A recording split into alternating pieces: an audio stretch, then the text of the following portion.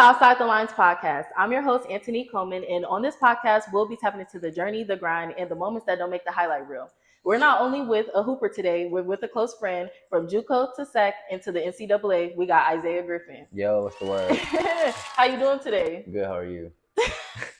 Y'all, we out here trying to be all formal, knowing that we friends, but I just want you to tell them a little bit about yourself before we get into deeper questions, get into your grind, I'm Isaiah Griffin. I'm from Sacramento, California, and I'm a point guard at Greenville University. Greenville University. So, how did you end up getting all the way from Illinois, being from Sacramento, California? Well, the coach came to watch me work out around May. So he the coach came watch me work out around May. So he was just stayed in contact. So he's very consistent. So I just went to there. All right, so I'm your friend, so I know all the deep down nitty gritty stuff. So let's take it way back to when you moved away from Sacramento to Virginia. What was the transition like, even from like the scheme of basketball they play, like the scenery, the people around you? What was that kind of like moving away from Sacramento so young? Moving away from Sacramento was like a big change because Virginia's like a lot of country. Like you see a lot of animals and like a lot of empty land. Like we don't really see like that in Sacramento, and just the culture is like very slow. It's not city like, so we don't see a bunch of cars moving, no traffic. So, and the way they play basketball is like it's different. Like, it's a lot of pick and roll. It's slower, and on the East Coast to me, and the West Coast like we do a lot of fast break, and yeah, that's really So, what different. was your success like going from Sac to Virginia, playing in high school basketball from like freshman year to junior year? My success, I say it was great.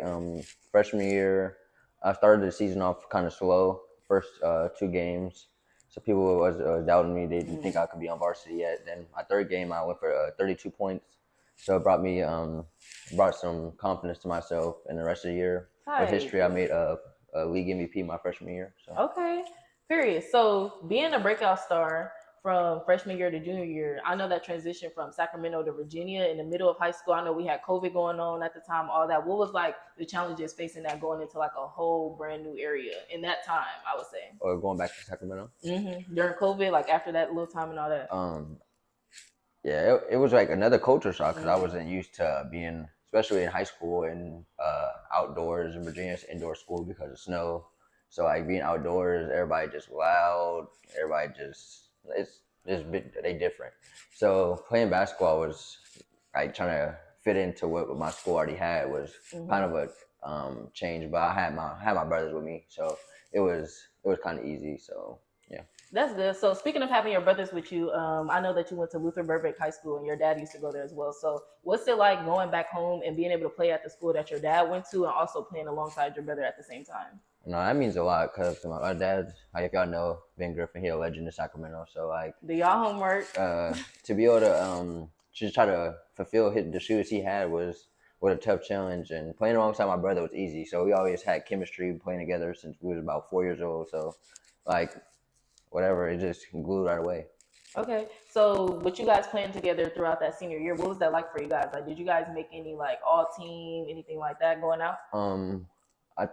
I think he made first team all district or league. I made second team.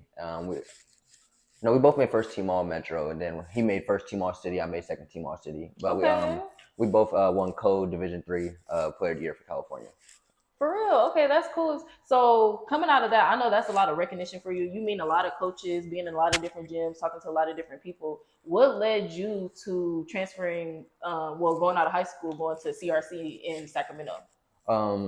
Well, at first I was talking to a few Division IIs, Sonoma State, Cal State East Bay, and like I thought I would end up going there. I had good performances at the camps, but they ended up not giving me offers. So I ended up committing to College Sequoias, and then I just felt like I wanted to be closer to my dad in Sacramento. He hadn't watched me play in like 5 years, except for my senior year, so I wanted to be in front of him and be closer to him. So that was my reason why I chose CRC. Okay, and for you guys that don't know, CRC is Cosumnes River College. It's a JUCO in Sacramento, California. I actually played volleyball there. We played there together for our freshman and sophomore year. So being at CRC, what was that like for you? Because I know like being close to home, it was kind of the same, but now you're on a college, playing at a college level. You're not used to maybe some things. Like how was that for you? It was a big change. I was expecting to go in there just because my success in high school. I expected to go there and just have like my spot right away. But Coach James, like he humbled me a little bit, like kept me down,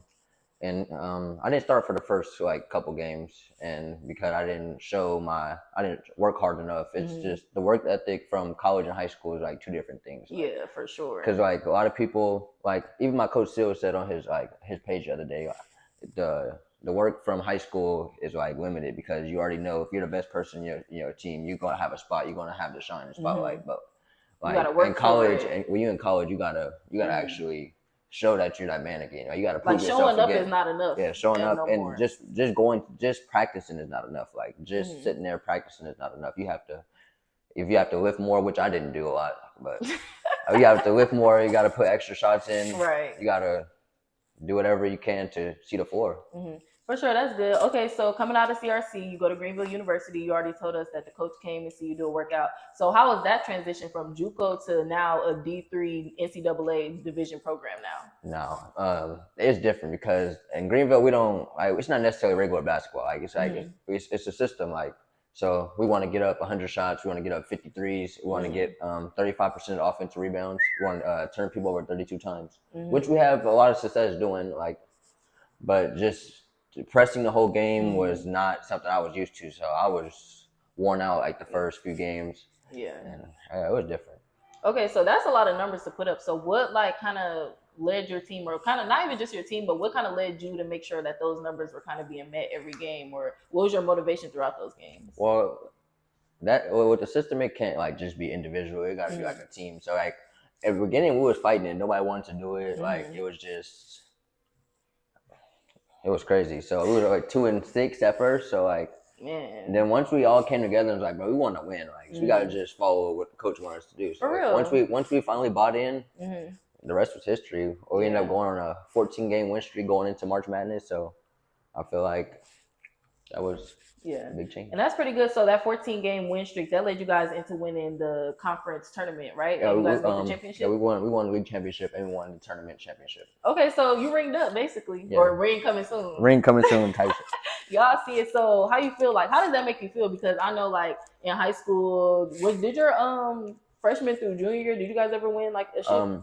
I did not. I didn't win no championship in high school. So this being your first ship, how does that feel? It was my second. I won in CRC. I won conference with CRC. So. Oh yeah, my bad. I forgot all about freshman year. Yeah, let me lock in. I'm tripping. Right. So yeah, it was great, especially to win on NCAA level. Yeah. It was a big thing, like especially the tournament. Cause we co-shared the conference, but the tournament, it was like to win that, no one about to go to the NCAA and play the first round. For sure. Yeah, and I know a little bit on the downside, so I know y'all lost first round, right, going into Madness. So how did that game feel? Like, what was the atmosphere like? Because it's like y'all walking into this game, y'all champs now. Like, it's a little more y'all. It's like we got stuff to lose now. So what was like the energy transitioning from that postseason championship to now you like we here with it for real? It was not the week of practice was the craziest part to me. I think. Like at first, we started off the week kind of slow. Everybody felt like we was comfortable. We already won the week, so they felt like we had nothing to lose. But like, towards the end of the week coming, we were like, bro, we not. Well, I was saying a lot in the locker room. I didn't want to go play one game. I didn't want to go out there drive 8 hours to play one game. So, yeah, because if we made it there, we might as well make the best out of what we try can. To make the best of what we did, but we ran into probably the best team I ever played in my life, though. Like I think it was Wisconsin lacrosse. Yeah, they were very fundamental. Our press couldn't stop them. I didn't phase them. They had a great coach to it. He had a good strategy to break our press, and we couldn't hit shots. We didn't hit no shots. Yeah, but it's still. I mean, you guys still have a really successful season overall. Though, I think it was just different because they played in arena. Like that was their 8th game in an arena that year. So getting used to that atmosphere. And that was our first game in the arena. So I feel like if we had a few more games on a bigger stage, Yeah. I feel like we would have been more ready, more prepared. But was that a home game for them, or did they have like a lot of it fans?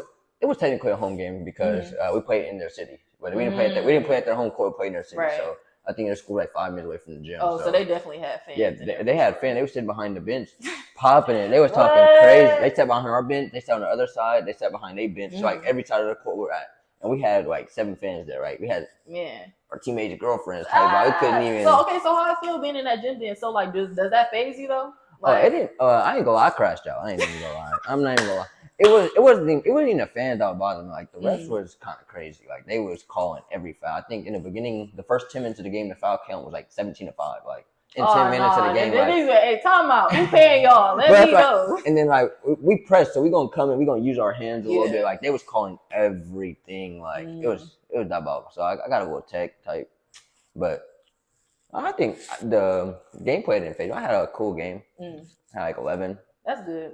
Okay, so just summing that up now. So where do you see yourself? It may not be a secret, it may be. So where do you see yourself continuing on after this year? Being that you only have 1 eligibility year left, maybe 2 or 3, depending on how they go. You feel me? Look us up off the JUCO. Right now, I'm in a transfer portal, so just I've been emailing coaches my highlights and stuff just to see. But keep your options open. Yeah, I hopefully want to end up playing with my brothers, either Tyree or Amari. So if I get to play with one of them, that'd be cool. But if that don't work out, I'll go back to Greenville and just finish my senior year there. Okay, for sure. And what do you want to say to like any like kids that are in high school or anybody that's in the transfer portal, either going from JUCO, NCAA to a different division, anything like that? What do you want to say to anybody that's trying to get recruited? Some tips you could give them, anything like that? Well, I say people that's coming from high school just stay to the grind. Don't let nobody block your path, because your path is only yours. Nobody else gonna walk on the path with you. So like most of the friends you probably have right now, you're not gonna have in a few years. They might be gone. And then a lot of friends that you got right now probably don't want to see you win as much as they say you do. So just try to stay in the gym as much as you can. And for JUCO players, I say just play. Like especially if you're a freshman trying to like get out of freshman or sophomore trying to get out of like a JUCO in general, just play defense though. Like where scoring doesn't really matter. Like for sure. Like everybody that had a game where they had 30 points, 25 points, 20 points, and they're not going nowhere because they're not playing the other side of the ball. So I say just play defense and stay to the grind. Yeah. All right, so thank you guys so much for tuning in. We're going to wrap that up with the first episode today. Thank you, Zay, for coming in, talking to us, letting people know. We had to bring it home for the first episode, had to go where my roots was. Like I said, we went to JUCO together, so, that'll be some stories coming in due time. But we just want to thank you guys so much for tuning in, and we'll see you on the next episode. Peace out.